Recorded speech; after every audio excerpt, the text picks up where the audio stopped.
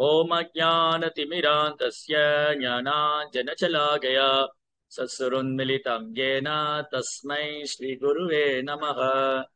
नमो ॐ विष्णुपादाय कृष्णप्रेष्ठाय भूतले श्रीमते भक्तिवेदान्त स्वामीति नामिने। नमस्ते सारस्वती देवे गौरवाणी प्रचारिणे निर्विशेषशून्यवादी पाश्चात्यदेशतारिणे। जय श्री कृष्ण चैतन्य प्रभु नित्यानंद श्री अद्वैत गदाधर श्रीवासदि गौर भक्त वृंद। हरे कृष्णा कृष्ण कृष्णा हरे हरे, हरे राम राम राम हरे हरे,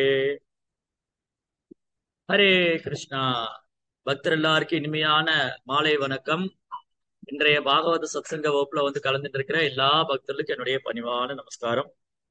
ஸ்ரீமத் பாகவத்தினுடைய 3ஆம் ஸ்கந்தம் 13வது அத்தியாயம் பகவான் ஸ்ரீ வராகரின் தோற்றம். அதுல இன்னைக்கு படிக்கிற ஸ்லோகம் 40 மற்றும் 41.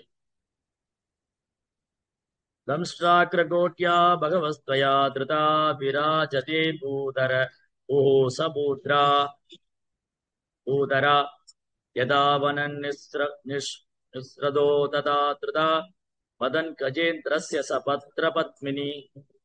ஓ பூமியை தூக்கி நிறுத்தியவரே, மலைகளுடன் கூடிய பூமியினை உமது தந்தங்களினால் நீங்கள் தூக்கிய காட்சியானது இலைகளுடன் கூடிய தாமரை மலரினை மதம் கொண்ட யானையானது தனது துதிக்கையினால் தூக்கி கொண்டு நீரிலிருந்து வெளிவருவதை போல் இருந்தது. திரைமயம் ரூபமிதம் சசௌகரம் பூமண்டலே நாத ததா திருதேன தே சகாஸ்தி சிருங்கோடகனேன பூயசா குலாச்சலேந்திரஸ்ய யதைவ விப்ரமஹ. ஓ பகவானே, பெரிய மலைகளின் உச்சி சிகரங்கள் மேகங்களினால் அணி செய்யப்படும் பொழுது அழகு பெறுகின்றன. உமது உன்னத உடலும் எழில் மிக்கதாக விளங்குகிறது. ஏனென்றால் உமது தந்தங்களினால் நீங்கள் பூமியை தூக்கி அவற்றின் ஒளியில் அதனை நிறுத்தியிருப்பதாலே ஆகும். இந்த ஸ்லோகங்கள் பகவான் வராக அவதாரம் எடுத்த பொழுது வசதி தசன சிகரே தரணி தவலக்னா சசினி கலங்க கலேவனி மாக்னா சசினி கலங்க கலேவனி மாக்னா கேசவத் தாம் சுகர ரூபா கேசவத் தாம் சுகர ரூபா ஜய ஜகதீஷ் ஹரே ஜய ஜகதீஷ் ஹரே ஜெய ஜகதீஷ் ஹரே. பகவான் வராக அவதாரம் எடுத்த பொழுது வசதி தசன சிகரே தரணி தவலக்னா, இந்த இரண்யாக்ஷன் பூமியை கொண்டு போய் கர்ப்ப கடல்ல ஒழிச்சு வச்சுட்டான். அந்த கர்ப்ப கடலுக்கு உள்ள பூந்து அந்த பூமியை பகவான் தன் கூறிய தந்தங்களால மேல கொண்டு வர. வசதி தசன சிகரே தரணி தவலக்னா சசினி கலங்க கலேவனி. சூக்கரம்னா வராகம், காட்டு பன்றியோட வடிவம். காட்டு பன்றிக்கு 2 கொம்பு இருக்கும், முன்னாடி 2 தந்தம் இருக்கும்.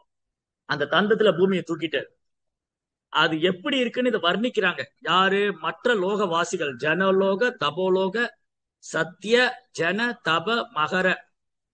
ஜனலோகவாசிகள், தபோலோகவாசிகள், மகரலோகவாசிகள், சத்தியலோகவாசிகள், கந்தர்வ கிண்ணற கிம்புருஷ வித்யாதர, பல்வேறு தேவலோகவாசிகள், கிண்ணறர்கள், கிம்புருஷர்கள், வித்யாதர்கள், ரிஷிகள், முனிவர்கள், தேவர்கள்லாம் அதை பாக்குறாங்க. இந்த காட்சியை பூமி கர்ப்ப கடந்து மேல கொண்டு வர்றத மற்ற லோகவாசிகள்லாம் பாக்குறாங்க. பூமி இந்த கர்ப்ப கடல்ல இருந்து வராகமூர்த்தி மேல கொண்டு வரும்போது மற்ற லோகவாசிகள், ஜனலோக தபோலோகவாசிகள், ரிஷிகள்லாம் இப்ப பிரார்த்தனை செய்யறாங்க வராகர் இடத்துல. அந்த பிரார்த்தனை எப்படி இருக்கு? ரொம்ப அழகான உவமையே அவங்க கொடுக்குறாங்க.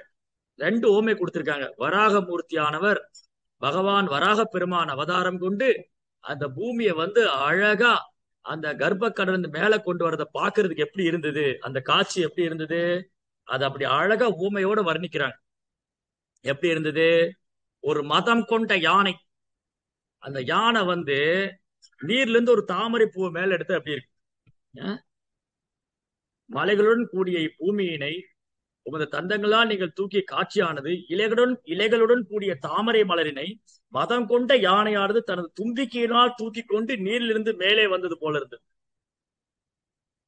பாருங்க பகவானுடைய உடல் எப்படி பிரம்மாண்டமானது. வராக பெருமாள் அந்த மலைகள் தான் ரோமங்களாவே இருக்கு அவருக்கு. மலைகள்ல உள்ள ஊசி மரங்கள் அவருடைய ரோமங்களா இருக்கு. பிரம்மாண்டமான ரூபம் எடுத்துட்டு அந்த பூமி மேல கொண்டு வந்தது. ஒரு யானை இலையோடு இருக்கிற தாமரை பூவை மேல கொண்டு வந்த மாதிரி இருக்கு. அதுக்கப்புறம் இன்னொரு ரூம் என்ன கொடுக்குறாங்க, பெரிய மலைகளின் உச்சி சிகரங்கள். அதாவது நம்ம மலை உச்சியில பார்க்கும்போது அந்த மலை உச்சியில நிறைய மேகங்கள்லாம் போய் ஸ்டக் ஆகி நிற்கும். நீங்க பாத்தீங்கன்னா வானத்துல, அதாவது இந்த மலைகள்லாம் தூரமா மலைகள்லாம் தெரியும். அந்த மலைகள் மேல மேகம் போய் மோதி நிற்கும். மேகம் அப்படியே போகுதுல, வானத்துல மேகம் நகர்ந்து அந்த மலைகள் மேல மோதி நிற்கும். அதை பார்க்கறதுக்கு மேகம் தடுத்து நிறுத்துற மாதிரி இருக்கும். அதை பார்க்க அழகாவும் இருக்கும். பெரிய மலைகளின் உச்சி சிகரங்கள் மேகங்களினால் அணி செய்யப்படுவது போல அழகு பெறுகின்றது. உமது உன்னத உடலும் எழில் மிக்கதாக விளங்குகிறது. பகவானுடைய உடல் வந்து அப்படி ஒரு தேஜஸா இருக்கு. அந்த உடல்ல அந்த அழகான தேஜஸா இருக்கிற அந்த உடல்ல பகவானுடைய தேஜஸ்ல இருந்து அதை தும்பி அந்த அந்த கொம்புல அந்த கூரிய தந்தங்கள் இந்த பூமியை மேல தூக்குனது, அதை பார்க்கறதுக்கு ரொம்ப அழகா இருந்தது அப்படின்னு வர்ணிக்கிறார். அப்போ இதுல இருந்து ஒரு விஷயம் நமக்கு நல்லா புரியுது. என்ன ஒரு விஷயம் நல்லா புரியுதுன்னா, இதெல்லாம் கட்டுக்கதை கிடையாது. இது கற்பனையோ கட்டுக்கதையோ அல்ல. பகவான் வராக அவதாரம் எடுத்தது, பூமியை மேல கொண்டு வந்தது. இரண்யாக்ஷன் என்ற பேராசையின் சொரூபம். இரண்யாக்ஷன்னாலே பேராசையின் சொரூபம். அந்த பேராசையின் சொரூபமான இரண்யாக்ஷனோட சண்டையிட்டு அவனை வதம் செய்தது. இதெல்லாம் புராண கதைகள் உண்டு. இது கதையோ கற்பனையோ அல்ல. இது கட்டுக்கதையோ கற்பனையோ அல்ல. இது அனைத்தும் நிகழ்ந்தது. இது எல்லா ஆச்சாரியன்மார்களும், ராமானுஜாச்சாரியர், மாத்வாச்சாரியர், நிப்பார்க்க சுவாமி, விஷ்ணு சுவாமி, எல்லா சம்பிரதாயத்தார் ஆச்சாரியன்மார்களும் இந்த லீலைகளை வர்ணிக்கிறாங்க. சாஸ்திரங்கள் சொல்லுகின்றன. வேதங்கள், புராணங்கள், இதிகாசங்கள், உபனிஷத்துக்கள்ல பறைசாற்றப்பட்டிருக்கின்றது. சாது, சாஸ்திரம், குரு, இதுதான் பிரமாணம். பகவானுடைய அவதாரங்கள், அவதாரத்துடைய அவதாரங்கள், பகவானது லீலைகள், அவரது நாம ரூப குணாதிசயங்கள், இதெல்லாம் எப்படி புரிஞ்சுக்க முடியும்? எப்ப புரிஞ்சுக்க முடியும்? சாது, சாஸ்திரம், குரு. சாதுக்கள் இருந்து கேட்கறதுனாலையும், சாஸ்திர பிரமாணம் கொண்டு சாஸ்திரத்தை படிக்கிறதுனாலும், ஆன்மீக குருவுடைய கருணையால் தான் புரிஞ்சுக்க முடியும். இல்லாட்டி இது ஒரே குழப்பமா இருக்கு. அது எப்படி பூமியை தூக்கிட்டு வர முடியும்? அப்ப பூமியை தூக்குனா அவர் எவ்வளவு பெரிய உருவமா இருக்கணும்? இதெல்லாம் எப்படி சாத்தியமாகும்? இதெல்லாம் நம்ம மூளையால, இந்த மனித மூளையால் உணரக்கூடிய விஷயங்களே அல்ல. பகவானது நாம ரூப குணாதிசயங்கள், அவரது செயல்கள், அவரது லீலைகள் எல்லாம் திவ்யமானது. ஜென்ம கர்ம ஜமே திவ்யம். பகவானுடைய பிறப்பு செயலெல்லாம் திவ்யமானது. ஏவம் யோ வேதி தத்துவதக, யார் இதை உள்ளவாறு அறிந்து கொள்கிறார்களோ, தியக்த்வா தேகம் புனர்ஜென்ம நைதி, இந்த உடலை விட்டது மறுபிறவி கிடையாது. மாமேதி சோர்ஜனை, என்னையே அறிகிறார்கள்.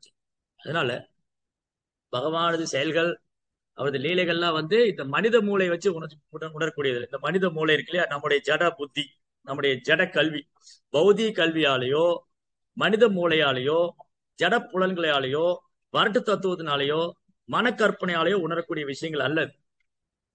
முழுக்க முழுக்க ஆச்சாரியருடைய கருணை, குருமார்களுடைய கருணை, பகவானுடைய கருணை இருந்தால் மட்டும்தான் அது உணர முடியும். எப்படி பகவான் வராக அவதாரம் செய்தாரு, அவர் பூமி எப்படி இந்த கர்ப்பக்கடல் மேல கொண்டு வந்தாரு, இந்த கர்ப்பக்கடல் எங்க இருக்கு, அதுல பூமி எங்க போயிருந்தது, மற்ற கிரகங்கள்லாம் எங்க இருக்கு, இதை பற்றி வர்ணனை அனைத்தும் ஸ்ரீமத் பாகவதத்துல விஞ்ஞான பூர்வமா இருக்கு. Srimad Bhagavatam is science. பாகவதம் ஒரு விஞ்ஞானம். பல்வேறு கிரக அமைப்புகள், அந்த கிரக அமைப்பில் வாழும் உயிர்வாளிகள், அது பூமியிலிருந்து எவ்வளவு தொலைவில் இருக்கு, பௌதிகமான கிரகங்கள் என்னென்ன, ஆன்மீக உலகம் எப்படி இருக்கும், அந்த ஆன்மீக உலகத்துல எப்படிலாம் பக்தர்கள் இருக்காங்க, அங்க விஷ்ணு தூதர்கள், அதாவது அங்க ஆன்மீக உலகத்துல ஜீவராசிகள் எப்படி இருப்பாங்க, எல்லா வர்ணனையும் உண்டு. நம்ம ஆராய்ச்சி எல்லாம் பண்ணவே வேண்டாம். ஆராய்ச்சி பண்ண வேண்டாம், கற்பனை பண்ண வேண்டாம், ஒலிம்பிக்க வேண்டாம், அப்புறம் பௌதிக அறிவை கொண்டு உணர முயற்சி பண்ண வேண்டாம். வெறுமனே பாகவத்தை ஏற்றுக்கொண்டா போதும். ஸ்ரீமத் பாகவத்தை ஏற்றுக்கொள்றதுனால அனைத்து விதமான அறிவும் தானா வெளிப்படுத்தும். அதனால புத்தக பாகவதத்தை புரிந்து கொள்ள வேண்டுமானால் பக்தர் பாகவதை அணுக வேண்டும். ஆச்சாரியருடைய அனுகிரகம். இன்னைக்கு கூட பாத்தீங்கன்னா, இன்னைக்கு வந்து ஷாமானந்த பண்டிதன் ஒரு ஆச்சாரியருடைய மறைவு தினம். நம்முடைய சம்பிரதாயத்துல, இந்த பிரம்ம மாத்துவ கௌடிய வைஷ்ணவ சம்பிரதாயத்துல one of the very important acharya. சம்பிரதாயத்துல இருக்கிற பூர்வ ஆச்சாரியர்ல ரொம்ப முக்கியமான ஒரு ஆச்சாரியர் ஷாமானந்த பண்டிதர். ஏறக்குறைய ஒரு 400 ஆண்டுகளுக்கு முன்பாக சைத்தன்ய மகாபுடைய மறைவுக்கு பிறகு சைதன்ய மகாபிரபு 500 ஆண்டுக்கு முன்பாக இந்த பூமியில வந்தார். பகவான் கிருஷ்ணரே சைதன்ய மகாபிரபு அவதாரம் செய்தார். பகவான் ஸ்ரீ கிருஷ்ணரே 500 ஆண்டுகளுக்கு முன்பாக ஸ்ரீ சைதன்ய மகாபிரபு அவதாரம் செய்து பகவானது நாம ரூப குணாதிசயங்களை அவரே பறைசாற்றுகின்றார். பகவானே கத்துக் கொடுக்கிறார். அதுக்கப்புறம் தனது சுத்த பக்தர்களை ஆத்மீக உலகத்துல கோலோக விருந்தாவனத்துல பகவானுக்கு சேவை பண்ணக்கூடிய, கிருஷ்ணருக்கு சேவை பண்ணக்கூடிய நித்திய சித்தர்களை பகவான் இந்த பூமிக்கு அனுப்பிச்சு வச்சார். இத்தகைய ஆச்சாரியருடைய அனுகிரகத்தினால மட்டும்தான் நம்ம பகவானுடைய லீலைகளை புரிஞ்சுக்க முடியும். அப்ப ஷாமானந்த பண்டிதர் யாரு, அவர் எப்படி இந்த பூமியில அவதரிச்சாரு, அவருடைய வாழ்க்கை சரித்திரம் நம்ம கற்றுக் கொடுக்கிற பாடம் என்ன, அவரது வாழ்க்கையில் நம்ம கற்றுக்கொள்ளக்கூடிய பாடம் என்ன. ரொம்ப அழகான லீலைகள் ஷியாமானந்த பண்டிதருடைய லீலைகள், ரொம்ப அழகான. அப்ப ஏறக்குறைய ஒரு 400 ஆண்டுகளுக்கு முன்பாக இந்த பரம்பரா, அதாவது நாம் பகவான் ஸ்ரீ கிருஷ்ணரை எவ்வாறு அறிந்து கொள்ள முடியும், அங்கீகரிக்கப்பட்ட அதிகாரப்பூர்வமான ஆச்சாரிய சம்பிரதாயத்தை தெரிஞ்சுக்கணும். குரு பரம்பரா கிருஷ்ணர் தான் ஆதி குரு. கிருஷ்ணம் வந்தே ஜெகத்குரு வசுதேவ சுதம் தேவம் கம்சசானூரமர்தனம் தேவகி பரமானந்தம் கிருஷ்ணம் வந்தே ஜெகத்குரு. அவர் தான் அகிலத்துக்கே குரு. கிருஷ்ணர் இருந்து வேத ஞானத்தை நேரடியாக கற்றுக்கொண்டவர் பிரம்மா. பிரம்மாட்டிருந்து வேத ஞானத்தை கற்றுக்கொண்டவர் நாரதர். நாரதற்றிருந்து பகவானை பற்றி அறிவு, வேத ஞானம், வேத கல்வியை அறிந்து கொண்டவர் வியாசர். நாரதற்றிருந்து வியாசற்றிருந்து மாத்வாச்சாரியர். இப்படி நம்முடைய சம்பிரதாயம் பிரம்ம மாத்துவ கௌடிய வைஷ்ணவ சம்பிரதாயம். இது கிருஷ்ணர்ந்தே தொடங்குது, பகவான் இருந்தே தொடங்குது. பிரம்ம மாத்துவ கௌடிய வைஷ்ணவ. அப்ப இந்த சம்பிரதாயத்துல ஸ்ரீ சைத்தன்ய மகாபிரபு, சைத்தன்ய மகாபுடைய சகாக்கள் ஒரு கௌரிதாச பண்டிதர். கௌரிதாஸ் பண்டிதர் அவருடைய சகாக்கள் ஒரு ஹிருதய சைத்தன்யர். ஹிருதய சைத்தன்யர், இந்த ஹிருதய சைத்தன்யுடைய சீடர் தான் ஷியாமானந்தர், ஷியாமானந்த பண்டிட், ஷியாமானந்த பிரபு. இப்படிதான் ஒரு சம்பிரதாயத்தோடு கனெக்ட் ஆயிருக்காரு.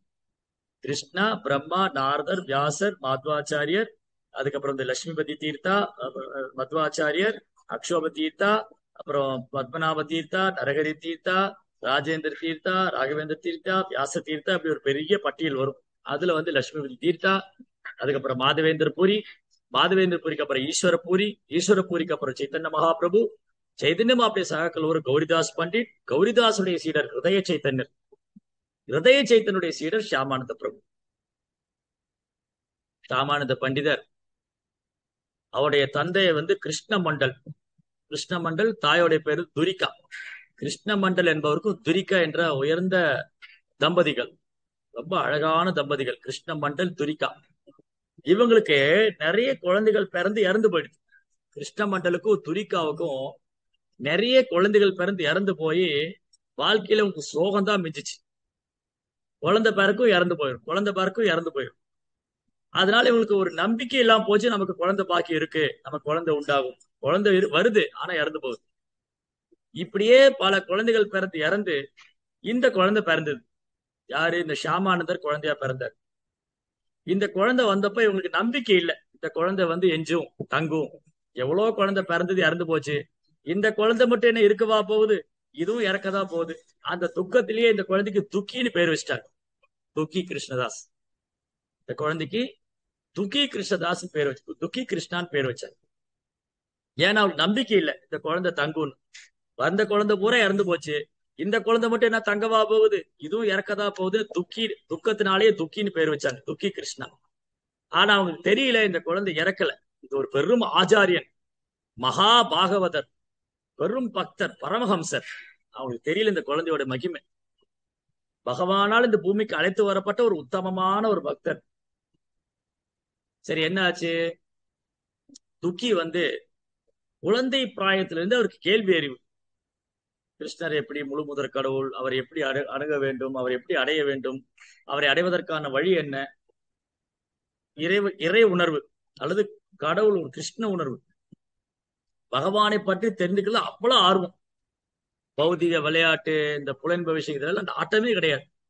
சிறு வயதிலிருந்தே நான் இறை தத்துவத்தை உணர வேண்டும், கிருஷ்ண உணர்வில் முன்னேற்றம் அடைய வேண்டும், பகவானை அறிந்து கொள்ள வேண்டும், பகவானது நாம ரூப குணாதிசயங்களை நான் உணர்ந்து கொள்ள வேண்டும் அப்படின்னா எனக்கு ஒரு குரு வேணும்.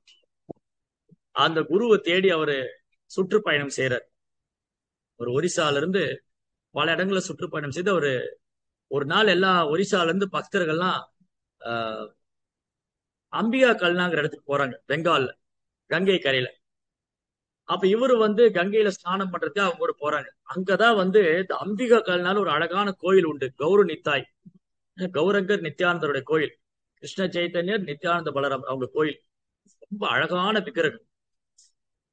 அந்த கோயில்ல பாத்தீங்கன்னா திரைய போட்டு போட்டு மூடுவாங்க, திரைய திறப்பாங்க மூடுவாங்க. இப்ப நம்ம கோயில்ல என்ன பண்ணுவோம், திரைய திறந்தே வச்சிருப்போம். கோயில்ல ஓய்வு, பகவானுக்கு ஓய்வு கொடுக்கும்போது திரைய மூடுவோம். இப்ப என்ன பண்ணுவோம், காலையில மங்கள ஆரத்திக்கு 4:30 மணிக்கு திறந்தா ஒரு 5:30 மணிக்கு மூடிட்டு அலங்காரம் எல்லாம் செஞ்சு 7:30 மணிக்கு தரிசனம். அதுக்கப்புறம் நிவேதனம் பண்ணும்போது திரையை மூடுவோம். அதுக்கப்புறம் ஒரு 8-9 மணிக்கு திறந்தா 1 மணி வரைக்கும் திறந்துடும்.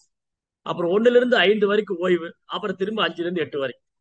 இந்த கோயில் என்ன பண்ணுவாங்க, நிமிஷம் திரையை திறப்பாங்க மூடுவாங்க, திறப்பாங்க மூடுவாங்க. என்ன காரணம்னா அங்க இருக்கிற பகவான் ரொம்ப கருணை வாய்ந்தவர், சைத்தன்ய மகாபிரபு. யாராவது முன்னாடி போய், மகாபிரபு நீங்க ரொம்ப அழகா இருக்கீங்க, நீங்க என் கூட வந்துடுறீங்களா, உங்களை நான் எடுத்துன்னு உங்களை அழைச்சின்னு போகணும்னு எனக்கு ரொம்ப பிரியமா இருக்கு கூப்பிட்டா வந்துருவாரு. அவரு அவர் வந்து யாராவது அவர் மேல ரொம்ப அன்பு செஞ்சு மனம் உருகி பிரார்த்தனை பண்ணா அவர் கூட போயிடுவார். அதனால இந்த கோயில்ல பூஜாரி என்ன பண்ணுவாங்க, அந்த கோயில்ல பகவான ஒரு நிமிஷத்துக்கு மேல தரிசனம் பண்ண முடியாது. ஒரு நிமிஷத்துக்கு மேல தரிசனம் பண்ணி பிரார்த்தனை பண்ணி அதுக்கு ஸ்கிரீனை போட்டுருவாங்க. அப்புறம் திரும்பி திறப்பாங்க போடுவாங்க. கண்டினியூஸா ப்ரேயர் பண்ண முடியாது. ஏன்னா யாராவது வந்து நின்று கண்டினியூஸா மனம் உருகி தொடர்ந்து பிரார்த்தனை பண்ண அவங்க பின்னாடியே பகவான் இறங்கி போயிட்டா என்ன பண்றது. பிரதிமா மூர்த்தி நகி துமி சாக்ஷாத் பிரஜேந்திர நந்தனா கிருஷ்ணா, நீங்க ஒரு கல்லோ மண்ணோ மரமோ சிலையோ அல்ல, நீங்க முழு முதற் கடவுள். ஒரு அழகான விக்கிரகம் கௌரங்கர் நித்யானந்தர். இன்னைக்கு போனால் தரிசனம் பண்ணலாம் அம்பிகா கால்னா. அம்பிகா கால்னாங்கிற இடம் ஹவுரால இருந்து நவதீப் போற வழியில இருக்கு, ஒரு ஸ்டேஷனே இருக்கு அம்பிகா கால்னா. அங்க போன இந்த விக்கிரகத்தை பார்க்கலாம். அங்கதான் போனார் அவர். அந்த கங்கை கரையில போய் நீராடுனா அங்க இந்த ஹிருதய சைத்தன்யரை தரிசனம் பண்ணார். ஆக சிறந்த ஒரு பெரும் ஆச்சாரியர், பக்தர், ஒரு சுத்த பக்தர் ஹிருதய சைத்தன்யர். அவருக்கு வந்து ஷாமானந்தருக்கு தீட்சை கொடுத்தார். இன்னையில இருந்து உன் பேரு துக்கி கிடையாது, உனக்கு யாரப்பா துக்கின்னு பேர் வச்சா, நீ துக்கி எல்லாம் கிடையாது, நீ இந்த உலகத்துக்கே சுகம் கொடுக்க வந்திருக்கிற, நீ வந்து கிருஷ்ண பக்தியை பயிற்சி பண்ணி நீ கிருஷ்ண பக்தியை உலகத்துக்கே கொடுக்க வந்திருக்காங்க, நீ வந்து துக்கி இல்ல, உன் பேர் கிருஷ்ணதாஸ் அப்படின்னு இருந்து ஒரு பேரு கிருஷ்ணதாஸ். நல்ல பக்தி பண்ணணும். அந்த மாதிரி ஒரு தூய குரு, ஒரு சுத்த பக்தர் ஆச்சாரியரை கிடைச்சது ஷாமானந்தருடைய பெரும் பாக்கியம். அந்த மாதிரி ஒரு சுத்த பக்தரை குருவா கிடைச்சதுக்கு ஷாமானந்தர் பெரும் பாக்கியம் பண்ணார். அப்படி என்னப்பா ஹிருதய சைத்தன்யர் அவ்வளவு பெரிய தூய பக்தர்னா அவருடைய வரலாறு சரித்திரம் ரொம்ப அழகான. என்ன, ஒரு நாள் சைத்தன்ய மகாபிரபு நவதீப், அவர் வந்து மாயாப்பூர்ல இருக்கார், நவதீப் தான். அங்கிருந்து கங்கை வழியா ஒரு போட்ல வந்தார். அப்ப கங்கை வழியா பிரயாணம் பண்ணலாம், இப்பயும் கங்கை வழியா போட்டெல்லாம் போகுது. சோ கங்கை வழியா படகுல வந்தாரு. எங்க வந்தாரு, அம்பிகா கல்னாக்கு வந்தார். யாரை பார்க்க, கௌரிதாசர் பாக்குறதுக்காக வந்தார். வரும்போது என்ன பண்ணாரு, அந்த துடுப்பை எடுத்துக்கிட்டே வர, அந்த படகு ஓட்டுற துடுப்பு இருக்கு இல்லையா, நீளமா இருக்கும், அந்த துடுப்பு எடுத்துட்டு வந்தார். அவர் வந்து கௌரிதாஸ் சொன்னாரு, கௌரிதாஸ் இந்த துடுப்பை நீ வச்சுக்கோன்னு, இந்த துடுப்பை நீ வச்சுக்கோ. அவரு கேட்டாரு, மகாபிரபு இந்த துடுப்பை வச்சு நான் என்ன பண்றதுன்னு. இந்த துடுப்பை நீ வைத்துக் கொண்டு, என்ன கேட்டாரு கௌரிதாசர் கேட்கிறாரு மகாபிரபுட்ட, மகாபிரபு இந்த துடுப்பை வச்சுக்கிட்டு நான் என்ன பண்றதுன்னு. அப்ப மகாபிரபு சொன்னாரு, இந்த துடுப்பை வைத்துக் கொண்டு இந்த சம்சார சாகரம், பிறப்பு இறப்பு என்ற பெருங்கடலில் மூழ்கி தத்தளித்துக் கொண்டிருக்கும் ஜீவன்களை கரை தேர்த்தி விட்டுருந்தார். பிறப்பு இறப்புங்கிற சம்சார சாகரத்துல மூழ்கி தத்தளித்துக் கொண்டிருக்கிற ஜீவன்களை கரை தேற்றி விடு கௌரிதாஸ். கௌரிதாஸ் கண்கள் கண்ணீர், மகாபிரபு நீங்க முழுமுதற் கடவுள், நான் ஒரு சாதாரண ஜீவன், நான் எப்படி செய்ய முடியும். மகாபிரபு சக்தி அளித்தா யாராலும் செய்ய முடியும். மகாபிரபு சக்தி கொடுத்தாருன்னா எப்பேற்பட்ட ஜீவன்களாலும் விடுவிக்க முடியும். அது மட்டும் அல்ல, அந்த கோயில இன்னொரு சிறப்பு என்னன்னா, சைதன்ய மகாபிரபு தன் கையாலே பகவத்கீதை எழுதியிருக்காரு. அந்த ஸ்லோகங்கள்லாம், அந்த காப்பி, ஒரிஜினல் காப்பி அந்த கோயில்ல இருக்கு. சைதன்ய மகாபிரபு ஓலையில வந்து, அப்பெல்லாம் ஓலைச்சுவடியில எழுதுவாங்க இல்லையா, பகவத்கீதை ஸ்லோகம் எல்லாம் ஓலைச்சுவடியில இருக்கு. அது மகாபிரபு, சைத்தன்ய மகாபிரபு அவர் கரங்களால எழுதிய ஸ்லோகம் உண்டு, இன்னைக்கு அந்த கோயில்ல இருக்கு. இந்த மகாபிரபு ஓட்டிட்டு வந்த துடுப்பு, அவர் எழுதிய அந்த ஸ்லோக ஓலைச்சுவடி அதெல்லாம் அங்க போன பார்க்கலாம் அம்பிகா கல்நாத். அப்ப என்ன ஆச்சு, கௌரிதாசர் வீட்டுல ஒரு ஒரு நாள் என்ன நடந்தது, திரும்ப ஒரு நாள், அதுக்கப்புறம் கொஞ்ச நாள் கழிச்சு சைத்தன்ய மாப்பிள்ளை நித்யானந்தபுரம் 2 பேரும் வந்தாங்க. சைத்தன்யரும் நித்யானந்தரும் ஒரு படகு எடுத்துட்டு கௌரிதாஸ் வீட்டுக்கு வந்தாங்க. அப்ப மகாபிரபு சொன்ன, கௌரிதாஸ் நான் கொஞ்ச நாள்ல சன்னியாசம் எடுக்க போறேன்னு. கௌரிதாஸ் அலறார், மகாபிரபு உங்களை பிரிஞ்சு என்னால் இருக்கவே முடியாது, உங்க சங்கத்தை விட்டு என்னால் இருக்க முடியாது. நீரின்றி எவ்வாறு ஒரு மீனால் உயிர் வாழ முடியாதோ, நீரின்றி எவ்வாறு ஒரு மீனால் உயிர் வாழ முடியாதோ, நீங்க எல்லாம் என்னால வாழ முடியாது. என்னைக்கு கூட கூட்டிட்டு போயிடுங்க, என்னை விட்டு போகாதீங்க, நான் உங்களை விட மாட்டேன். நான் உங்களை சன்னியாசம் போக விட மாட்டேன், நீங்க என் கூட தான் இருக்கணும், இங்கேயே இருந்திருங்க, நான் உங்களை விட மாட்டேன். அழற குழந்தை மாதிரி மகாபுருடைய தாமரை பாதங்களை பற்றி கொண்டு கேவி கேவி அழறார் கௌரிதாஸ். மகாபுரு சொன்னார், கௌரிதாசா என்ன குழந்தைத்தனமா இருக்கு, எழுந்துரு, நான் போய் ஆகணும். முடியாது மகாபிரபு, என்னை விட்டு நீங்க போகாதீங்க, நான் இறந்துடுவேன், என்னால உயிர் வாழ முடியாது. சரி, அப்ப மகாபிரபு ஒரு ஐடியா சொல்றேன். சரி, நான் ஒரு யோசனை சொல்றேன். நீ 2 விக்கிரகம் எடுத்துட்டு வா. அந்த 2 விக்கிரகம் நான் இங்க இருக்கேன், சைதன்யர் பக்கத்துல கௌரங்கர் 2 பேர் இருக்கும், நித்யானந்தர், நாங்க 2 பேரும் உன் கூட இருக்கிறோம். விக்கிரகம் இருக்கு, அந்த விக்கிரகத்தை எடுத்துட்டு வா. நாங்க 4 பேர்ல 2 பேர் உன் கூட இருக்கிறோம், 2 பேர் போயிடணும். கௌரிதாசுக்கு ஒத்துக்க முடியல. என்னதான் விக்கிரகம் தானே, பகவான் மாதிரி இருக்க முடியுமா? அவர் மகாபிரபு மேல உள்ள அன்பு அதிகரிப்புனால, பிரேமத்தினால அவர் விக்கிரகத்தை கூட பொறுத்துக்க முடியல. எனக்கு பகவான் நேர்ல இருக்கிற மாதிரி தான் வேணும். குழந்தைத்தனமா இருக்கு. அவர் என்ன குழந்தைன்னா, அவர் அவ்வளவு எளிமையான பணிவான பக்தர். அவருக்கு மகாபுருடைய பிரிவு தாங்க முடியல. என்னதான் இந்த விக்கிரகம் தானே, பகவான் கூட இருக்கிற மாதிரி இருக்குமா? ஆனா அவருக்கு புரிஞ்சுக்க முடியல, விக்கிரகமும் பகவானும் வேற வேற இல்ல. சரி, மகாபுரு என்ன சொன்னாரு, உனக்கு சந்தேகமா இருக்கா? சரி, 4 பேர் உட்கார்றோம். நீ கொண்டு வந்த 2 விக்கிரகம், கௌரங்கர் நித்யானந்தர், நாங்க 2 பேர், கௌரங்கர் நித்யானந்தர், 4 பேர் உட்கார், நீ சாப்பாடு பிரசாதம் கொடு. 4 பேர் சாப்பிடுவோம், 2 பேர் இருப்போம், 2 பேர் கிளம்பிடுவோம். உனக்கு ஓகேவா? 4 பேர் உட்காந்து சாப்பிடுவோம், முன்னாடியே நாங்க 4 பேர் உட்காந்து சாப்பிடுவோம், 2 பேர் இங்க இருக்கிற, 2 பேர் போயிடும். ஓகேவா உனக்கு? சரி, கௌரிதாசரும் ஓகேன்னு சொல்லி பிரசாதம் எல்லாம் தயார் பண்ணி, சாதம் பருப்பு கூட்டு பொரியல் எல்லாம் தயார் பண்ணி அழகா 4 இலை போட்டார். 4 இலை போட்டு பரிமாறுற. சைத்தன்யர் உட்கார்ந்து இருக்காரு, பக்கத்துல ஒரு விக்கிரகம். நித்யானந்தர் உட்கார்ந்து இருக்காரு, பக்கத்துல ஒரு விக்கிரகம். 4 பேர் சாப்பிடுறாங்க. கௌரிதாசர் கண்ணுல இருந்து அப்படி கண்ணீர் அருவி மாதிரி வருது. என்னது 4 பேரு, பகவான் சொன்னாரு நானும் இருக்கேன், விக்கிரகம் 2 வேற வேற இல்ல. கௌரிதாசர் கண் கூட பாக்குறாரு, பகவானும் ஒரு விக்கிரகம் வேற வேற இல்ல, பகவானும் விக்கிரகத்துல இருக்க. சரி, 4 பேர் சாப்பிட்டு முடிச்சதுக்கு அப்புறம் 2 பேர் எந்திரிச்சு போறாங்க. சரி, அவங்க 2 பேர் இங்க இருப்பா, நாங்க போறோம். கௌரிதாஸ் அவங்க பின்னாடி ஓடினாரு. இல்ல இல்ல, நீங்க போகாதீங்க, நீங்க இருக்குது, அவங்க போட்டு. அவங்க எந்திரிச்சு போன, அவங்க பின்னாடி ஓடினாரு. இல்ல இல்ல, நீங்க போக வேண்டாம், இருங்க, அவங்க போட்டு. இப்ப இவர் கன்ஃபியூஷன் ஆயிடுச்சு, எது விக்கிரகம் எது பகவான், 2 வித்தியாசமே கிடையாது. அப்படி ஒரு வகையா கௌரிதாஸ் சமாதானமானாரு. ஓகே, 2 பேர் போங்க, 2 பேரும் கூட இருக்காரு. அப்படி அந்த 2 விக்கிரகம் கௌரிதாஸோடைய வீட்டுல ரொம்ப அழகா சேவை சாதிச்சார். கௌரிதாசர் சில நேரம் அழுவாரு, சில நேரம் தன் அன்புனால விதவிதமான பிரசாதங்கள் தயார் பண்ணி பகவானுக்கு நிவேதனம் செய்வாரு. சிலப்பா அவர் கையில ஒண்ணுமே இருக்காது, பகவானே ஏற்பாடு செய்வார். ஜுவல்ஸ், நகைகள், ஆடைகள், வஸ்திரங்கள்லாம் பகவானே ஏற்பாடு செய்வார். அந்த மாதிரி ஒரு அன்பு பரிமாறும். அப்ப கௌரிதாசருக்கு ரொம்ப நாளா அந்த விக்கிரகத்துக்கு ஒரு பூஜாரி வேணும். கௌரங்கர் நித்யானந்தர் கவனிச்சுட்டு, என்ன ஆச்சாரியர் அடிக்கடி வெளியில போவாரு, பிரச்சாரத்துக்கு போவாரு, வசூல் பண்ண போவாரு, நன்கொடை தயாரிக்க போவாரு, ஏதாவது சேவையா போவார். அப்ப நான் வெளியில போயிட்டா ஆசிரமத்துல விக்கிரகத்தை பார்த்துக்க யார் இருக்கா? ஒரு பக்தர் வேணும், ஒரு பிராமணர். அப்போ கதாதருடைய பண்டிதர், கதாதர் பண்டிட், அவருடைய சீடர் ஆஹ் அவர் பேர் சைத்தன்யதாஸ். சைத்தன்யதாஸ் அப்ப கதாதர்கிட்ட போனாரு. கதாதரே, நீங்க ரொம்ப கருணை வாய்ந்தவர், எனக்கு ஒரு சேவை கொடுங்க, எனக்கு ஒரு அனுகிரகம் பண்ணுங்க, எனக்கு ஒரு ஆசீர்வாதம் பண்ணுங்க. கதாதர் கேட்டாரு, உங்களுக்கு என்ன வேணும்? உங்க சீடர் சைத்தன்யரை கூட அனுப்புங்க, எனக்கு விக்கிரகத்துக்கு சேவை பண்றதுக்கு. சரி, அப்படியே ஆகட்டும், சைத்தன்யதாஸ் கூட்டின்னு போங்க, ஒரு சேவை பண்ணும்.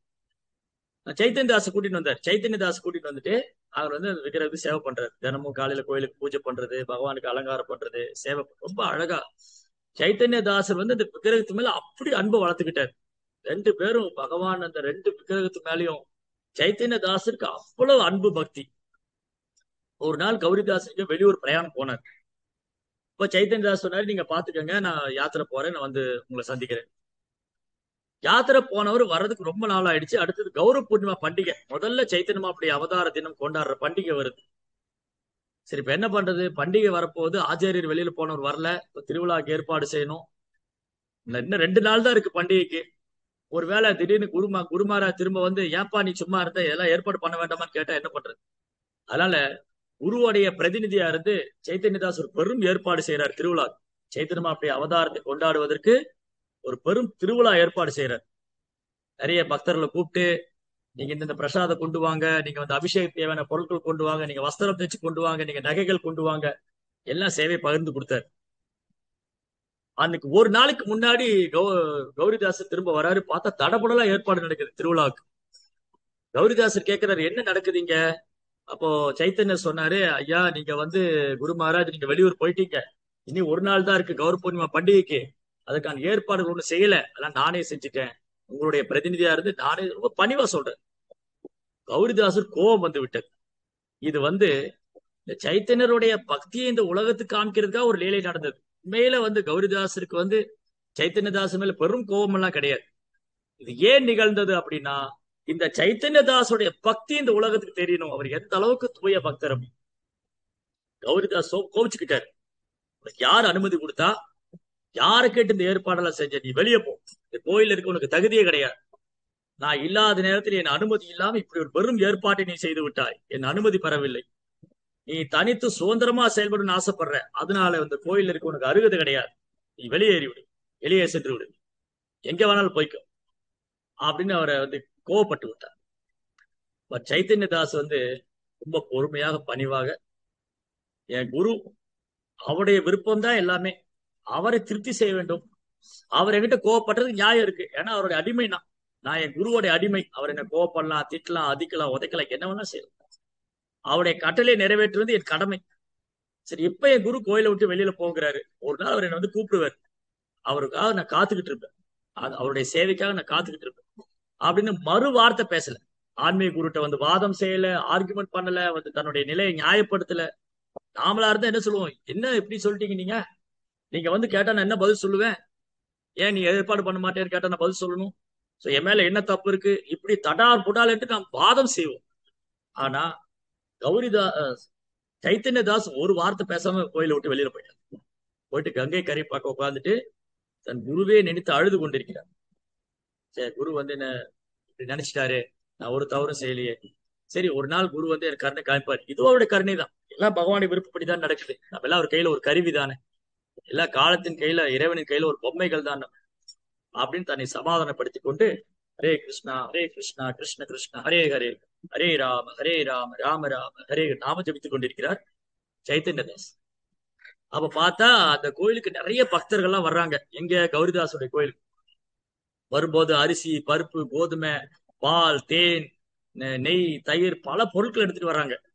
கௌரிதாஸ் கேட்டார், என்ன இதெல்லாம்? நீங்க நாளைக்கு பண்டிகைங்க, உங்க சீடர் தான் சொன்னாரு, சைத்தன்யதாஸ் சொன்னாரு, இதுல ஏற்பாடு செய்ய சொன்னாரு, நாங்க ஏற்பாடு பண்ணிட்டோம். ஓ, நீங்களா சைத்தன்யதாஸ் சொல்லி வந்தவங்களா? நான் இதை ஏத்துக்க மாட்டேன், போங்க இங்கிறது. என் சொந்த முயற்சி நான் பண்டிகை நடத்துவேன், நீங்க போய் சைத்தன்யதாஸ் சொல்லுங்க, இதெல்லாம் வச்சு அவர் ஒரு பண்டிகை பண்ண சொல்லுங்க. அவர் சுதந்திரமா எல்லாம் பண்ணார் இல்லையா, அவரே தனித்து சுதந்திரமா ஒரு பண்டிகை பண்ண சொல்லுங்க. இதை நான் ஏற்றுக்கொள்ள மாட்டேன், இல்ல திருப்பி அனுப்பிச்சிட்டாரு. யாரு? அந்த பிரசாதம் கொண்டு வந்தவங்க எல்லாம் திருப்பி அனுப்பிச்சிட்டாரு. அவங்க எல்லாம் வந்து கங்கை கரையில வந்தாங்க, சைத்தன்யதாஸ்ட வந்தாங்க. ஐயா, உங்க குரு மகாராஜ் எங்களை திருப்பி அனுப்பிச்சிட்டாங்க, இந்த பால், தயிர், தேன் எல்லாம் ஒண்ணும் வாங்கிக்க மாட்டேன்ட்டாங்க, எதுவுமே எடுத்துக்க மாட்டேன்ட்டாரு. வேற என்ன சொன்னாரு? அவர் ரொம்ப கோபமா இருந்தாரு. அவர் சொன்னாரு, அங்க சைத்தன்யதாஸ் அவர் தனியா ஒரு பண்டிகை பண்ண சொல்லுங்க, அவர் ஒரு திருவிழா பண்ண சொல்லுங்க, இங்க வர வேண்டாம்னு சொல்லி. என் குருவோட கட்டளை அதுவானால் அப்படியே நடக்க வேண்டும். என் குரு மகாராஜ் சொன்னாரு அங்க ஒரு பண்டிகை பண்ண சொன்னாரா, அது அவர் கட்டளை, நம்ம செய்வோம். என் குருவோடைய கட்டளையை நிறைவேற்றது என்னுடைய கடமை, நமக்கு ஒரு பண்டிகை பண்ணார். அப்போ இங்க கங்கை கரையில ஒரு பண்டிகை நடக்குது, சைத்தன்யதாஸ் ஒரு பண்டிகை நடக்குது, நாம சங்கீர்த்தம் நடக்குது. அந்த நாம சங்கீர்த்தத்துக்கு சைத்தன்யதாஸ் கீர்த்தனை பாடி நடனம் ஆடுறார். ஹரே கிருஷ்ணா கிருஷ்ண கிருஷ்ணா ஹரே ஹரே, ஹரே ராம ராம ராம. அங்க கௌரிதாசர் கோயில்ல விக்கிரகங்களை காணும், சைத்தன்யரை காணும், நித்யானந்தரை காணும். கௌரிதாசர் போய் பாக்குறாரு, கர்ப்ப கிரகம் காலியா இருக்கு. பெரும் கோபம் வந்து விட்டது. அவர் நினைச்சாரு, இந்த சைத்தன்யதாச விக்கிரகத்தை கடத்தின்னு போயிட்டாரு. ஏன்னா அவருக்கு ஏது விக்கிரகம்? அவர் நான் கோயிலை விட்டு வெளியே அனுப்பிச்சிட்டேன், அவர் கங்கை கரையில போய் உட்கார்ந்துட்டு இருக்காரு, அங்க பண்டிகை பண்ணா அதுக்கு விக்கிரகம் வேணுமே, இந்த விக்கிரகத்தை அவர் தூக்கின்னு போயிருக்கணும். என்ன துணிச்சல் இருந்தா இந்த கோயில்ல வந்து விக்கிரகத்தை தூக்கின்னு போயிருப்பாரு. அவருக்கு நல்ல பாடம் போட்டுன்னு ஒரு பெரிய மூங்கில் தடி எடுத்துட்டு ஓடுறார். ஒரு பெரிய மூங்கில் தடி எடுத்துட்டு போய் நீங்க இன்னைக்கு வந்து சைத்தன்யதாஸுக்கு உதைக்கிற உதையில அவருக்கு தெரியணும் நான் யாருன்னு. என்ன துணிச்சல் இருந்தா விக்கிரகத்தை கடத்தின்னு வருவார். ஒரு பெரிய கோவத்துல ஒரு பெரிய மூங்கில் கம்பு எடுத்துட்டு போற அந்த கங்கை கரையில போனாங்க. பெரும் நாம சங்கீதம் நடக்குது, கீர்த்தனம் நடக்குது. அந்த கூட்டத்துல பார்த்தா இந்த ரெண்டு விக்கிரகம் டான்ஸ் ஆடிட்டு இருக்கிறாங்க. யாரு? இந்த சைத்தன்ய நித்யானந்தர் ரெண்டு பேரும் அந்த கூட்டத்துக்கு நடுவுல, பக்தர்களுக்கு நடுவுல ஹரே கிருஷ்ணா ஹரே கிருஷ்ணா கிருஷ்ண கிருஷ்ணா ஹரே ஹரே ஹரே ராமா ஹரே ராமா ராம ராமா ஹரே ஹரே நடனம் ஆடிட்டு இருக்க. இந்த ரெண்டு விக்கிரகமும் கௌரிதாசரை பார்த்த உடனே பயந்து போய், அஜிஜோ ஆச்சாரியர் வந்துட்டாரு, நம்மளை உதச்சிட்டா என்ன பண்றது? பகவான் நினைக்கிறாரு, சைதன்ய மகாபிரபு நினைக்கிறாரு, நம்ம ஆச்சாரிட்ட சொல்லாம ஓடி வந்துட்டோம். ஏன்னா பகவான் சைதன்யரால் தாங்க முடியல, தன் பக்தன் சைத்தன்யதாஸ் தன்னை வழிபடல. அவர் கோயில இருந்து கௌரிதாசர் தன் சீடனை வெளியே அனுப்பிச்சிட்டாரு. இந்த சீடர் வந்து என் மேல எவ்வளவு அன்பு வச்சிருந்தாரு, ஆச்சாரியர் கோயிலை விட்டு விரட்டிட்டாரு. அவரை பார்க்காம இருக்க முடியல. சைதன்ய மகாபிரபுனால தன் பக்தனை பார்க்காம இருக்க முடியல. அவர் ஓடி விட்டார். யாரும் அவரை கடத்திட்டு வரல, யாரும் பகவானை தூக்கிட்டு வரல. சைத்தன்யரும் நித்யானந்தரும் சைத்தன்யதாஸ் மேல உள்ள அன்புனால அந்த கோயிலை விட்டு ஓடி வந்துட்டாங்க. இந்த கூட்டத்திலே பெருக்காங்க. அங்க வந்து சைத்தன்யதாஸ் வந்து தன்னை மறந்து கீர்த்தனை பாடிட்டு இருக்காங்க. இங்க வந்து சைத்தன்ய மகாபிரபு தேடுறாரு, எங்கடா ஒழிச்சுக்கிறது? கௌரிதாசர் பெரிய தடியோட வர்றாரு, என்னதான் அடிக்க வர்றாரோ. ஆனா கௌரிதாசர் வந்து தன் சீடரை தண்டிக்கணும்னு வர்றாரு. மகாபிரபு என்ன நினைக்கிறாரு, இவர் என்ன அடிச்சுட்டு வரோ பயமா இருக்கு அவருக்கு. அவர் என்ன பண்ணாரு, எங்க ஒளிஞ்சுக்கணும்னு பாக்குறாரு. எங்க ஒளிஞ்சுக்கிறது? சுத்தி பக்தர்களா இருக்காங்க. இந்த கூட்டத்துக்குள்ள எங்க போய் ஒளிஞ்சுக்கிறது? கௌரிதாசர் கிட்ட வந்துகிட்டே இருக்காரு, கம்பு எடுத்துட்டு வராரு. கௌரிதாசர் முன்னாடி எல்லா பக்தர் முன்னாடியும் அந்த சைத்தன்ய நித்யானந்த ரெண்டு விக்கிரகம் அந்த சைத்தன்யதாஸ் இதயத்துக்குள்ள போய் ஒழிச்சுக்கிட்டாங்க. சைத்தன்யதாசுடைய இதயத்துக்குள்ள போய் ஒழிச்சுக்கிட்டாங்க. கௌரிதாசர் கம்ப கீழே போட்டாரு. கண்ணுல இருந்து அருவி மாறி கண்ணீர். ஓடி போய் தன் சீடனை கட்டி தழுவிக்கிட்டாரு. இவன் இதயத்துல பகவான் குடிகொண்டிருக்கிறதுனால இவருக்கு ஹிருதய சைத்தன்யன்னு பேர் வச்சார். இந்த சைத்தன்யதாசர் இதயத்துல பகவான் நித்தியமா வாசம் பண்றாரு. இவன் இதயத்துல பகவான் குடி இருக்கிறதுனால இவருக்கு ஹிருதய சைத்தன்யன் பேர் வச்சு தன் ஆசிரமத்தை கூட்டினு. அந்த ஹிருதய சைத்தன்யர் தான் ஷியாமானந்தருடைய குரு. பேர்பட்ட ஒரு ஆச்சாரி. அந்த மாதிரி ஒரு குரு கிடைச்சது ஷியாமானந்தருடைய பெரும் பாக்கியம். ஹிருதய சைத்தன்யர் சொன்னாரு ஷியாமானந்தா, அவருக்கு வந்து ஆக்சுவலி கிருஷ்ணதாசன் பேரு. கிருஷ்ணதாசா, நான் உனக்கு தீட்சை கொடுத்துருக்கேன், நீ பிருந்தாவனத்துக்கு போ. பிருந்தாவனத்துல போய் அங்க ஜீவகோஸ்வாமி இருக்கார், அவர்கிட்ட சாஸ்திரம் படிச்சுக்க. பகவத்கீதை, பாகவதம், இதிகாசங்கள், புராணங்களா படிச்சுட்டு வந்து நீ ஒரிசால கிருஷ்ண பக்தியை பிரச்சாரம் பண்ணு அப்படின்னு ஆசீர்வாதம் பண்ணி அனுப்புறாரு. ஹிருதய சைத்தன்யர் வந்து கிருஷ்ணதாசி ஆசீர்வாதம் பண்ணி அனுப்பிச்சார். கிருஷ்ணதாசர் என்ன பண்ணாரு, நேரா பிருந்தாவனம் வந்தார். அங்க வந்து ரொம்ப எளிமையான சேவை. ரூபகோசாமி ஜீவகோசாமிக்கு வந்து பென்சில் சீவி கொடுக்கறது, அந்த ஓலையெல்லாம் எடுத்து சுத்தப்படுத்துறது, கோயிலை சுத்தப்படுத்துறது, அவருக்கு ரொம்ப பணிவான சேவைகளை பண்றாரு. ரொம்ப ரொம்ப பணிவான எளிமையான சேவை. ஆனா பெரும் பண்டிதன், கர்வம் எல்லாம் கிடையாது. நான் உயர்ந்த குலத்துல பிறந்தவன், நான் ஏன் போய் ஆசிரமத்தை கூட்டணும், நான் ஏன் பெருக்கணும், ரொம்ப எளிமையான சேவை பண்ண. அப்ப ஜீவகோசாமிக்கு வந்து ஒரு சேவை கொடுத்தாரு. ராதாகிருஷ்ணருடைய ராச நடனம் லீலை பண்ணக்கூடிய இடம் பிருந்தாவனத்துல அந்த சேவா குஞ்சுன்னு ஒரு இடம் இருக்கு. இன்னைக்கு நீங்க போனாலும் பார்க்கலாம். ராதாகிருஷ்ணருடைய ராச லீலை அவங்க நடனம் ஆடக்கூடிய இடம். அந்த இடம் ரொம்ப அதிசயம், அற்புதமானது. அதுல பாத்தீங்கன்னா சாயந்தரத்துக்கு மேல 6 மணிக்கு மேல அந்த வனத்துக்குள்ள யாருமே உள்ள போக மாட்டாங்க. ஈவன் விலங்குகள், குரங்குகள், பறவைகள் யாரும் உள்ள போக மாட்டாங்க. கப் சிப்னு சைலண்ட் ஆயிடும். அந்த நேரம் ராதையும் கிருஷ்ணரும் தன்னுடைய நித்தியமா லீலைகள் அங்க செய்யறதா இன்னைக்கும் நடந்துட்டு இருக்கு. நம்ம கண்களால பார்க்க முடியாது. நம்ம அந்த ஜட கண்களால பிருந்தாவன லீலைகளை பார்க்க முடியாது. ஆன்மீக கண்களால, பக்திங்கிற கண்ணால அதை பார்க்க முடியும். காது வழியா தான் பார்க்க முடியும் பிருந்தாவனம். அப்பேற்பட்ட அற்புதமான ஸ்தலம். அந்த இடத்தை ராதா கிருஷ்ணர் லீலை பண்ணக்கூடிய இடத்தை கூட்டி பெருக்கிற சேவை அவருக்கு கிடைச்சது. எப்பேற்பட்ட பாக்கியம். பகவான் ராதா கிருஷ்ணர், ராதாராணியும் கிருஷ்ணரும் ராசநடம் பண்ணக்கூடிய இடம் சேவா குஞ்சம்.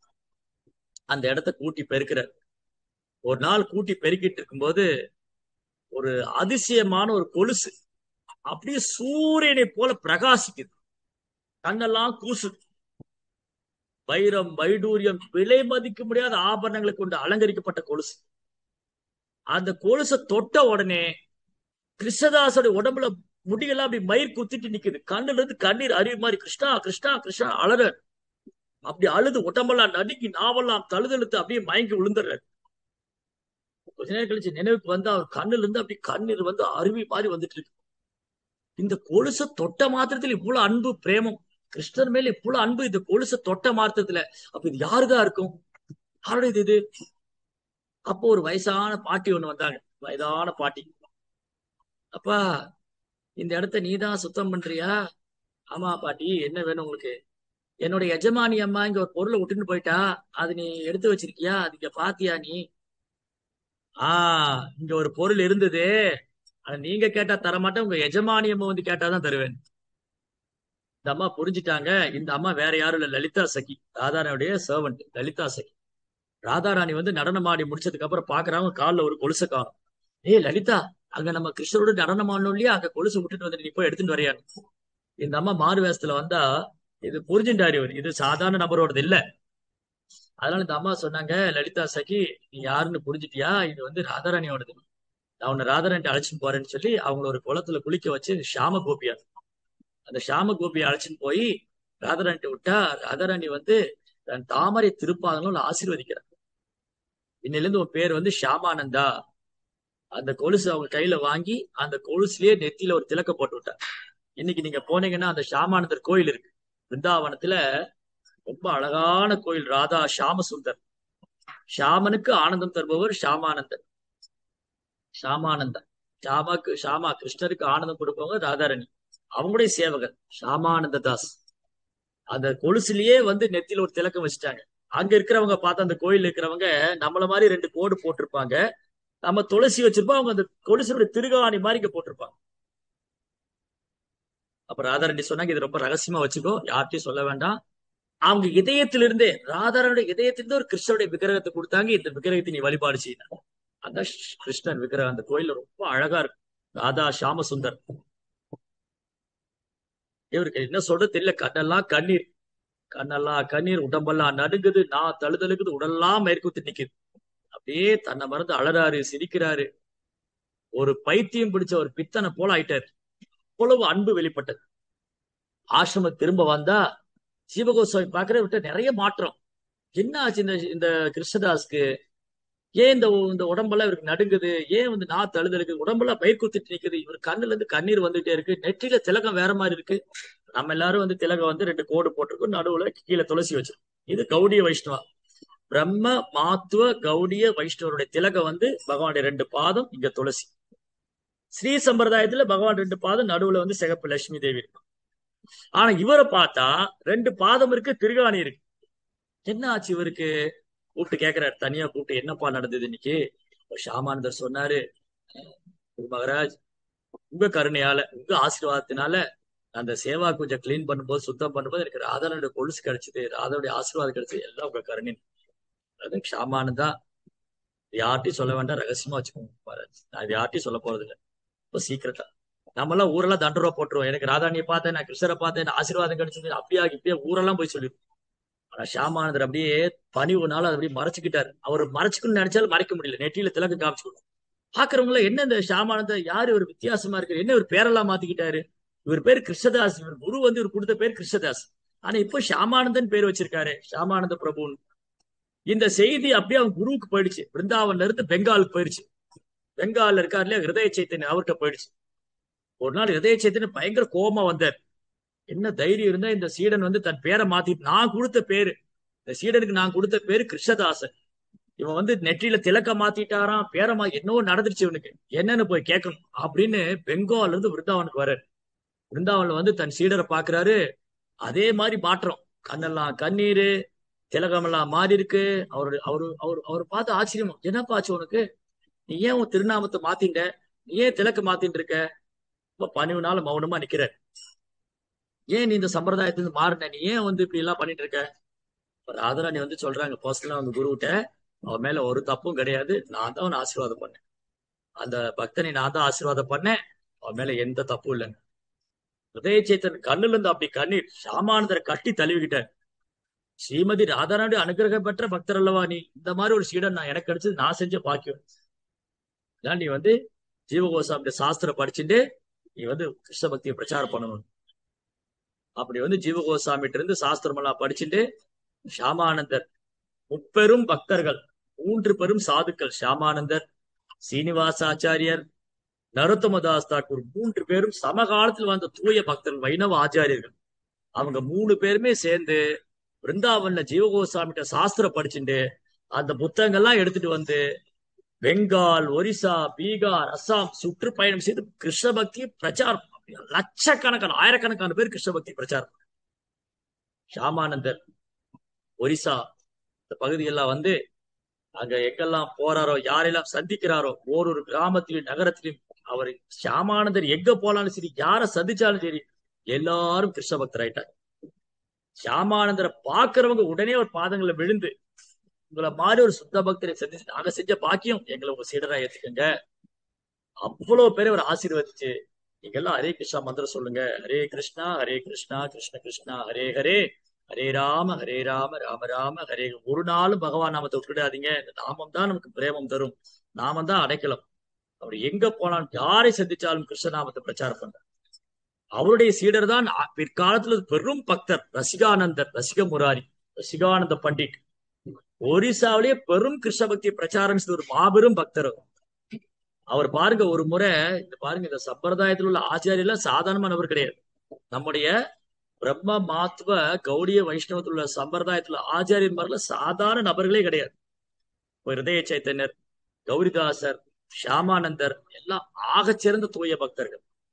ரசிகானந்தர் ஒரு நாள் என்ன பண்ணாரு, அவர் ஒரிசால பிரச்சாரம் பண்ணும்போது ஒரு ராஜா அவர் மேல பொறாமை கொண்டு ஒரு மதம் பிடிச்ச யானை ஏவி விட்டார். மதம் பிடித்த யானை அப்படி பிளிரிண்டு வருது. அந்த மதம் பிடித்த யானையை பார்த்து ரசிகர் சொன்னாரு, ரசிகானந்த பண்டிதர், ஏ யானையே, இன்னிலிருந்து உன் பேர் கோபால், நீ ஹரே கிருஷ்ணா மந்திரம் சொல்லு. அந்த யானை மண்டியிட்டு நமஸ்காரம் செய்து தும்பிக்கையை மேல துயர்த்தி ஹரே கிருஷ்ணா கிருஷ்ண கிருஷ்ணா ஹரே ஹரே, ஹரே ராம ராம ராம ஹரே ஹரே. அப்பேற்பட்ட பெரும் ஆச்சாரியன்மார்கள். ஒரு யானையை கூட வந்து அவங்க பக்தரா மாற்ற முடியும் போது ஏன் மனிதர்களை மாற்ற முடியாது? அதனால இந்த கிருஷ்ண பக்தி இயக்கத்துல யார் வேணாலும் பங்கு கொள்ளலாம், ஒரு நாய் கூட பங்கு கொள்ளலாம் பிரபுபா சொல்றார். அந்த மாதிரி முந்தைய ஆச்சாரியர்கள் ஷியாமானந்த பண்டிதர், ரசிகானந்த பண்டிதர், ஹிருதய சைத்தன்யர், கௌரிதாசர், இந்த மாதிரி முந்தைய ஆச்சாரியுடைய அனுகிரகத்தை பிரபுபாதத்தை நம்ம பெறோம். இந்த சம்பிரதாயத்துடைய ஸ்தாபக ஆச்சாரியர், இஸ்கானுடைய ஸ்தாபக ஆச்சாரியர் பிரபுபாதர். ஷியாமானந்த பண்டிதர் எப்படி ஒரிசால கிருஷ்ண பக்தியை பிரச்சாரம் பண்ணாரோ, அவருடைய அதே மனோபாவத்தை எடுத்துக்கொண்டு பிரபுபாதர் உலகம் முழுவதும் சுற்றுப்பயணம் செய்து சைதன்ய அப்படி போதனைகளை பிரச்சாரம் செய்தார். ஓரொரு மாகாணங்களையும் நகரங்களையும் கிராமங்களையும் போய் பிரபுபாதா ஹரே கிருஷ்ணா கிருஷ்ண கிருஷ்ணா ஹரே ஹரே, ஹரே ராம ராம ராம ஹரே கிருஷ்ண பக்தி பிரச்சாரம் பண்ணார். அதனால ரொம்ப பாக்கி பண்ணிருக்கோம். இன்னைக்கு வந்து நமக்கு பகவானுடைய நாம ரூப குணாதிசயங்கள், அவரது லீலைகள் மகிமைகள்லாம் ஓரளவுக்காவது புரிச்சுக்க முடியுது அப்படின்னா அது வந்து ஷியாமானந்த பிரபுடைய கருணை, கோசாமிகளுடைய கருணை, சைதன்யமாவுடைய கருணை, முந்தைய ஆச்சாரியுடைய கருணை, சில பிரபுபாவுடைய கருணை, குருமாருடைய கருணை. இதெல்லாம் இருக்க போய் தான் எனக்கு வராகமூர்த்தி யாரு, அவருடைய அவதார மகிமை என்ன, அவரால் எப்படி, ஏன் அவரால் பகவானால பூமியை மேல கொண்டு வர முடியாதா? அந்த பூமியை அவற்றுதான், இந்த பிரபஞ்சமே அவற்றுதான் தோன்றியது. எண்ணற்ற அண்ட சராசரங்கள் பகவான் தான் தோன்றியது.